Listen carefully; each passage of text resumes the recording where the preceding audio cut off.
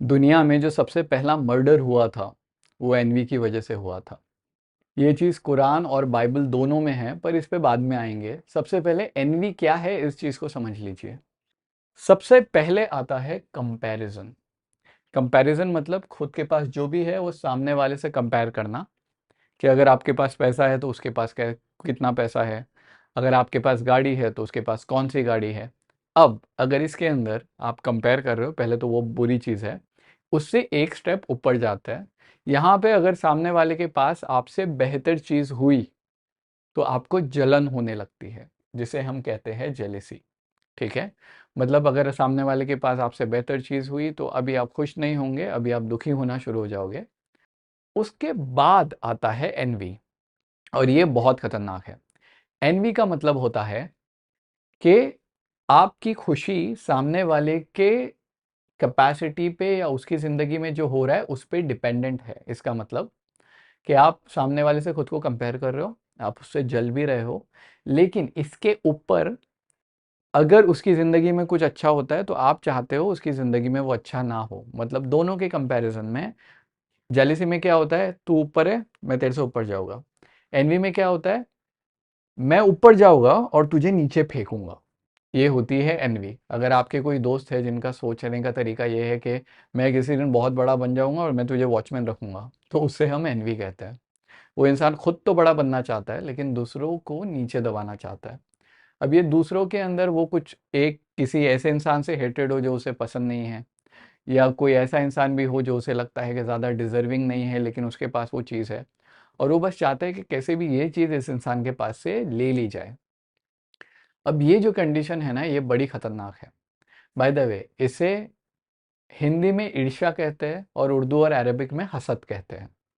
अब यहाँ पे ज़रा एनवी को डिटेल में समझने की कोशिश करते हैं। एनवी क्या है? सबसे पहले तो आपके अंदर जो भी इमोशन होता है ना, आपकी खुशी, आपका गम, वो आपसे रिलेटेड होने चाहिए। आप उसमें खुद को, अगर आपको मज़ा आ रहा है तो आप खुश हो, अगर आपको कोई परेशानी आ रही है तो आप दुखी हो। लेकिन जब ये इमोशन आप किसी और चीज़ से अटैच कर देते हो तो सबसे पहले वहाँ पे प्रॉब्लम शुरू होती है।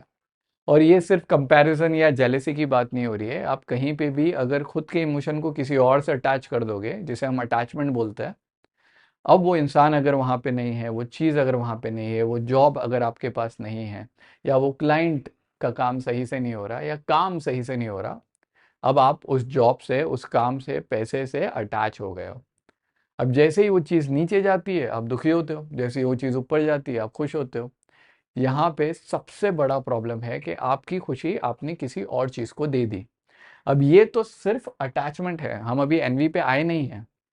उसके बाद में अटैचमेंट के साथ में जब आप इसको इन्वर्सली रिलेटेड करते हो, इन्वर्सली मतलब अगर कोई सामने वाली चीज़ ऊपर जा रही है ना तो आप नीचे जाओगे, अगर कोई खुश हो रहा है तो आप दुखी होगे। अब हमने एनवी का डेफिनेशन क्या पढ़ा था, कि अगर सामने वाला खुश है तो आप चाहते हो वो चीज़ उससे ले ली जाए। मतलब कभी भी वो इंसान जैसे ही खुश होगा आप दुखी हो जाओगे, जैसे ही उसकी ज़िंदगी में कुछ खराब होगा तो आप खुश होना शुरू हो जाओगे। यहाँ पे इसे हम इन्वर्स रिलेशनशिप कहते हैं, जहाँ पे अगर सामने वाला ऊपर जा रहा है, खुश हो रहा है, तो आप दुखी होगे, और वाइस वर्सा। अटैचमेंट में सामने वाला ऊपर जा रहा था, आप भी खुश थे, सामने वाला नीचे हो रहा है, दुखी हो रहा है, आप भी दुखी हो। इन्वर्स रिलेशनशिप में उल्टा है। अब क्योंकि आपके इमोशन सामने वाले से अटैच है, मतलब सामने वाला अगर आपको दिखता है कि दुखी है तो आप बड़े खुश हो, अगर सामने वाला दिखता है कि खुश है तो आप दुखी हो। लेकिन अब यहाँ पे मैंने इसलिए इतनी बार ये पॉइंट रिपीट किया, अभी सुनो ध्यान से। कितनी बार आपको सामने वाला दुखी दिखता है? सोशल मीडिया की वजह से बहुत कम। लोगों की ज़िंदगी में कुछ भी हो रहा हो, अगर वो पुराने रील वाले फ़ोटो भी डाल देंगे ना तो हमें ऐसा लगता है सामने वाला बहुत खुश है, ट्रैवल कर रहा है, ज़िंदगी में मज़े कर रहा है, उसकी ज़िंदगी अच्छी चल रही है।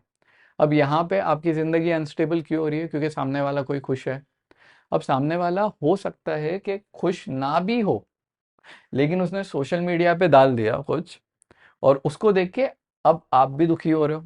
मतलब अगर वो खुश है तो भी आप दुखी हो, और जिस दिन वो खुश नहीं है लेकिन उसने सोशल मीडिया पे कुछ डाला या उसने खाली शो किया कि वो खुश है, उस दिन भी आप दुखी हो। क्योंकि आपका जो अंडरस्टैंडिंग है सामने वाले के इमोशन पे, वो उसके देखने या उसके शो करने से आती है।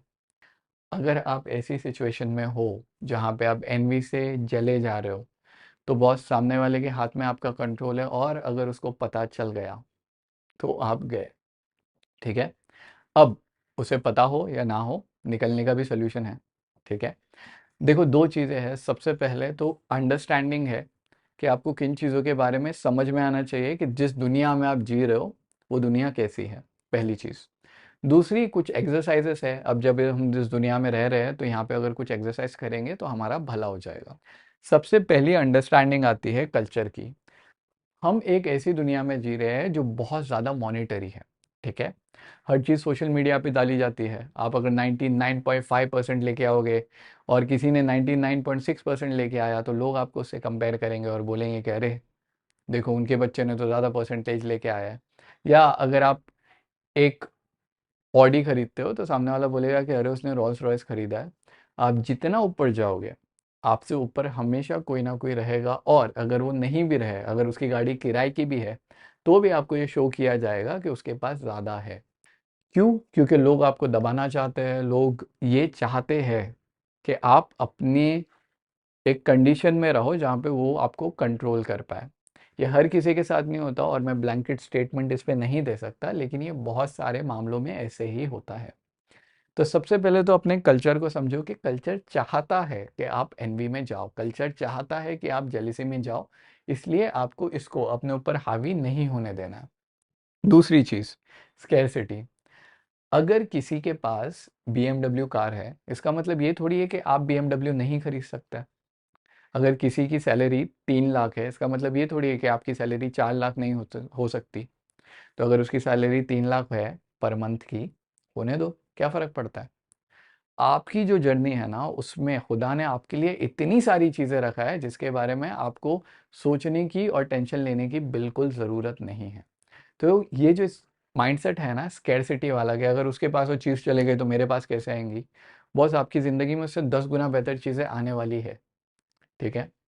तो ये 2 पॉइंट पहले आपके दिमाग में बैठा लीजिए। उसके बाद आता है सक्सेस का डेफिनेशन। सक्सेस किसी चीज़ को पाना नहीं होता। हाँ, मुझे पता है कि जब एक अवार्ड सेरेमनी हो रही होती है और किसी को सेलिब्रेट किया जाता है, तो हमें ऐसा लगता है कि वो सक्सेस है। जैसे फॉर एग्जांपल अभी विनेश फोगाट जब ओलंपिक से वापस आई, इंडिया में तो सक्सेस ही है ना। उनका जोश, उनकी मेहनत, उनका पूरा हीरोइज्म हमारे लिए तो सक्सेस ही है। और उससे बड़ी, जितनी बड़ी वो सक्सेस बन सकती थी शायद, उससे बड़ी सक्सेस वो हमारे लिए है, क्योंकि अभी हमने उनको अपना समझ के और ज़्यादा अपना लिया। तो सक्सेस का डेफिनेशन चेंज भी तो हो सकता है। तो जो सक्सेस आपको सामने वाले के इसमें दिख रही है कि बॉस उसने कार लिया है, मुझे अच्छे से याद है, मैं बैंड्रा में था और ये बहुत इनिशियल डेज थे जब मैं आर्टिकलशिप पे था। महीने के 3,000 रुपये मिलते हैं। आर्टिकलशिप वाले जितने भी देख रहे हो या जितने नहीं देख रहे, जितने सीए में नहीं हैं, जब आप आर्टिकलशिप पे लगते हो ना, तो आपको महीने का 3,000 मिलता है और काम तो बहुत होता है। तो मैं एक बार बांद्रा में रिक्शा में बैठा हुआ था, ऑफिस के काम से ही गया था, और बाजू में किसी ने एकदम new 500 CC I believe bullet थी उसके पास में, ब्लैक कलर की। और लड़का था, मुझसे छोटा ही था, और मुझे बात करने की आदत है, तो मैंने उसको देख के पूछा कि बोला यार नहीं लिया है? तो बोलता है हाँ। मैं बोला कितने की पड़ी? तो बोलता है कुछ 3.5 लाख की है। और बहुत अच्छा बंदा था। तो वो जब चले गया तो मैंने रिक्शा वाले को बोला कि मतलब यार यहाँ पे लोगों के पास पैसा बहुत है। तो मुझे उस रिक्शा वाले ने बोला कि कंपलसरी नहीं है कि उसने खुद के पैसे से लिया हो सकता है लोन पे भी हो सकता है कल चले भी जाए। यहाँ पे दिखावा बहुत ज़्यादा होता है, थोड़ा बच के रहिए। तो सक्सेस का जो डेफिनेशन है ना, उसे मटेरियल अगर हम नहीं रखें तो ज़्यादा बेहतर है। ठीक है। आपकी ग्रोथ कितनी हुई है, अगर आप उसमें कंपैरिजन करते हैं तो फिर वो मज़ा ही अलग है, और वहाँ पे इंस्पिरेशन भी बहुत अच्छी मिलती है। उसके बाद आता है प्रिसीव्ड अनफेयरनेस। कई बार हमें ऐसा लगता है कि चीज़ें अनफेयर है, ये चीज़ मेरे साथ होनी चाहिए थी लेकिन नहीं हो पाई। उसका एक रीज़न है नार्सिसिज्म, जिसमें हमें लगता है कि कुछ चीज़ हम बस डिज़र्व करते हैं ज़िंदगी में। ये मुझे मिलना चाहिए क्योंकि मैं डिज़र्व करता हूँ, सामने वाले को कैसे मिल गया। ठीक है। अगर नार्सिसिज्म हो या परसीव्ड अनफेयरनेस हो, तो आपको एक चीज़ ध्यान में रखना है कि उसको जिसने दिया है ना, वो ऊपर वाला है। ठीक है। वही ऊपर वाला जो आपको सांस लेने दे रहा है, जिसने आपको आंखें दी है, जिसने आपको हाथ दिए है, जिसने आपको काम करने की कैपेसिटी दी है, और जो आपकी ज़िंदगी लिख रहा है। तो अगर उसने आपको इतना सब दिया है और वो सामने वाले को कुछ देता है तो उसको पता है वो क्या कर रहा है, ठीक है। At the end of the day, एक कोट है कि at the end of the day the king and the pawn go into the same box. तो आप इतना सामने वाले के बारे में मत सोचो कि मैं डिजर्व करता हूँ या ये अनफेयर है। आप अपनी ज़िंदगी जीते जाइए, जो होता है उसे होने दीजिए। हो सकता है उसकी सक्सेस में आपके लिए लेसन हो, जो अक्सर होता है, ठीक है। उसके बाद में हम आते हैं फियर ऑफ एक्सक्लूजन पे। अब ये बहुत इंपॉर्टेंट है बॉस, क्योंकि यहाँ पे स्टोरी है। स्टोरी है ब्लैकबेरी की। जो जेंजी वाले देख रहे हैं उन्हें शायद नहीं पता होगा, पर ब्लैकबेरी एक बहुत बड़ा ब्रांड हुआ करता था, एक टाइम पे दुनिया के टॉप ब्रांड्स में आता था। जैसे हम नोकिया को समझते हैं ना, नोकिया के बाद आया था ब्लैकबेरी, ब्लैकबेरी के बाद आया एप्पल। ब्लैकबेरी ऐसा फ़ोन था कि अब अगर आप उसको फेंक के मार दो तो कुछ नहीं होगा उस फ़ोन को। उसकी सिक्योरिटी को ब्रीच करना नेक्स्ट टू इम्पॉसिबल था। उसका डिज़ाइन ऑसम था। ब्लैकबेरी अगर किसी ने हाथ में रखा है तो वो ऐसा लगता था कि यार ये बंदा बहुत अमीर है, ठीक है। अपने डैड से पूछ लेना अगर आपको नहीं पता हो तो। और जितने लोग मेरी एज के देख रहे हैं उन्होंने तो ब्लैकबेरी को देखा है। सुपर क्लासी फ़ोन था, कॉर्पोरेट वाले ऑफिसेस में यूज़ करते थे, ठीक है। अब क्या हुआ, ब्लैकबेरी अपने टशन में फुल चल रहा था और ब्लैकबेरी बहुत अच्छा लगता था यूज़ करने में, देखने में। जो एकदम कॉर्पोरेट वाले हैं वो यूज़ करते थे उसको। फिर आया आईफोन। अब आईफोन एकदम शाइनी शाइनी, डिज़ाइन अलग, उसका स्क्रीन टच अलग, उसका पूरा वाइब अलग। ब्लैकबेरी का अपना खुद का एक मार्केट बन सकता था, सिर्फ कॉर्पोरेट के लिए। जैसे देखो आज भी मैक और एप्पल एग्जिस्ट करता है, लेकिन विंडोज़ पीसी भी तो एग्जिस्ट करता है ना। वैसे ही ऐसा हो सकता था कि एक जगह आईफोन होता, एक जगह ब्लैकबेरी होता, क्योंकि ब्लैकबेरी बहुत टफ कंपेटिटर था। लेकिन ब्लैकबेरी को लगा डर कि अब क्या करें, हम मार्केट से आउट तो नहीं हो जाएंगे। उन्होंने क्या किया, अपना जोन छोड़ा और इसको कॉपी करना शुरू किया, ठीक है। फिर ब्लैकबेरी का जो पूरा वाइब था वो खत्म हो गया और ब्लैकबेरी के फ़ोन आईफोन जैसे आने लगे। धीरे धीरे लोगों ने ब्लैकबेरी को यूज़ करना बंद कर दिया, ठीक है। सिर्फ एक्सक्लूजन की वजह से वो अपनी जगह छोड़ के फ़ोन के पीछे चले गए, आईफोन के पीछे चले गए। यहाँ पे कई बार हमें ज़िंदगी में ऐसा लगता है कि यार मैं छूट जाऊँगा पीछे, वो इंसान एंजॉय कर रहा है। आपका जो वक्त है, आपका जो स्किल सेट है, आपकी जो लाइफ है वो कहीं नहीं जा रही। सिर्फ अपने स्किल सेट पे काम करो। आपकी ज़िंदगी में जो आना है वो तो वैसे भी आना है। अब यहाँ पे एक स्टोरी है, जो मैंने स्टार्ट में बोला था कि दुनिया के जो सबसे पहला मर्डर हुआ था वो एनवी की वजह से हुआ था। ये स्टोरी बाइबल के अंदर बुक ऑफ जेनेसिस में है, अगर मैं रॉन्ग नहीं हूँ तो, और कुरान के अंदर सूरह मैदा में है। जो एडम एंड ईव, अगर आपने सुना हो, आदम अलैहिस्सलाम और बीबी हवा, उनके दो बच्चे थे। बाइबल के हिसाब से उनका नाम है केन एंड एबल। दोनों को खुदा की तरफ से ये आया कि आप सेक्रीफाइस करो, कुछ भी सेक्रीफाइस करो अपनी तरफ से। केन एक फार्मर था और एबल एक शेफर्ड था। दोनों ने अपनी तरफ से सेक्रीफाइस किया। अल्लाह ने या गॉड ने या जो भी आपको नाम लेना है, उन्होंने केन की सेक्रीफाइस एक्सेप्ट नहीं की, एबल की कर ली। केन को आया गुस्सा। केन ने बोला कि मेरी सेक्रीफाइस एक्सेप्ट क्यों नहीं हुई, इसकी सेक्रीफाइस इतनी अच्छी क्यों है। खुदा ने बोला मेरी मर्जी। केन ने एबल का खून कर दिया। ये पहला मर्डर था पूरी दुनिया का, क्योंकि वो एनवी में इतना डूब गया था। और एक चीज यहाँ पे, उसका कुछ नहीं जा रहा था, उसकी ज़िंदगी जैसी चल रही थी वो अभी भी चल सकती। लेकिन जस्ट बिकॉज मैं नहीं जीत पाया, सामने वाला जीत पाया, तो सामने वाले को ख़त्म कर दो, यही है एनवी, ठीक है। उसको डिस्ट्रॉय कर दो। मैं नहीं चाहता कि ये सक्सीड हो। अब कुछ एक्सरसाइजेस है जिनके बारे में अगर हम पढ़ेंगे तो हम खुद की एनवी को कंट्रोल कर पाएंगे। क्योंकि एनवी क्या है, आपने अपनी खुशी सामने वाले से अटैच कर ली है, अब उस अटैचमेंट को तोड़ना है हमें। सबसे पहले आइडेंटिटी। अक्सर इंसान दूसरे से अपनी आइडेंटिटी इसलिए अटैच करता है, या अटैचमेंट उसे इसलिए होता है क्योंकि वो खुद की आइडेंटिटी खो चुका होता है। हम भूल जाते हैं कि हम किस पर्पस पे निकले थे, किस रास्ते पे निकले थे, हमें क्या काम करना था, और हम सिर्फ एक रेस के पीछे भाग रहे होते हैं। तो यहाँ पे सबसे पहले आपको अपना पर्पस डिफाइन करना है। आपका ज़िंदगी का पर्पस क्या है। बुक पेन पेपर लेके बैठना और पर्पस लिखना अपना। मैं मेरी ज़िंदगी में क्या करना चाहता हूँ। अगर आप चाहते हो कि आप अपने मॉम डैड को वर्ल्ड टूर कराओ, या तीर्थ यात्रा कराओ, या हज कराओ, तो फिर सामने वाले ने अगर एक बहुत महंगी कार भी लिया है ना, तो आपको फ़र्क नहीं पड़ेगा, क्योंकि आपका गोल अलग है। ये आपका पर्पस है। ये जब आप डिफाइन करते हो आपको बहुत क्लियरली समझ में आता है कि आपको क्या करना है। अब उस पर्पस के अंदर कुछ एस्पिरेशंस होते हैं, कुछ गोल आएंगे जिनको आपको अचीव करना रहेगा। कई बार हम यहाँ पे बहुत बुरी तरीके से अटकते हैं क्योंकि हम कोई गोल अचीव नहीं कर पाते। अब जब हम वो गोल अचीव नहीं कर पा रहे और सामने वाले ने किसी कोई पास हो गया, किसी का गोल अचीव हो गया, हमें बड़ी चिढ़ आती है। और ये मेरे साथ हुआ था। आईपीसीसी में एक लड़का था जो कुछ काम का नहीं था, ठीक है। अभी मैं बोल रहा हूँ तो चेहरे पे वो एक्सप्रेशन दिख रहे होंगे, क्योंकि वो टाइम पे मैं लिटरली ये बिलीव करता था कि ये ज़िंदगी में कुछ नहीं कर पाएगा। फर्स्ट अटेम्प्ट आईपीसीसी बंदे ने क्रैक कर लिया। पूरी क्लास हिल गई थी कि ये कैसे पास हो गया। और उसके बाद जब हम दूसरे तीसरे अटेम्प्ट के लिए जाते थे और वो दिखता था जॉब पे जाते हुए, तो बड़ी चिढ़ आती थी उससे। लेकिन फिर समझ में आया, और अभी भी समझ में आता है कि बॉस मेरा गोल तो अलग था ना, उसका गोल अलग था। मैं एक ऐसी रेस में भाग रहा था जहाँ पे मैं उसकी तरफ देख रहा था और उसे सक्सीड होते हुए देख रहा था। और ये जो एम्बिशन है, मुझे लग रहा था कहीं ना कहीं मेरा अनफुलफिल्ड है। कई बार आपको अपना फोकस रीफोकस करना पड़ेगा और उस एम्बिशन को वापस अचीव करना पड़ेगा, जो भी आपका एम्बिशन ज़िंदगी में है, भले वो उनके रोड से जाता हो या नहीं।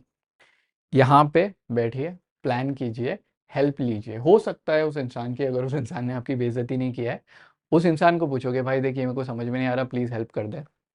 या तो फिर किसी और की हेल्प लीजिए, या तो मत लीजिए अगर आपको आता है तो। लेकिन आप प्लान बनाइए। आपका पर्पस क्लियर है, आपको जो रोड ब्लॉक लग रहा था, जहाँ पे आप अटक रहे थे, वहाँ से अभी आप उठ रहे हो।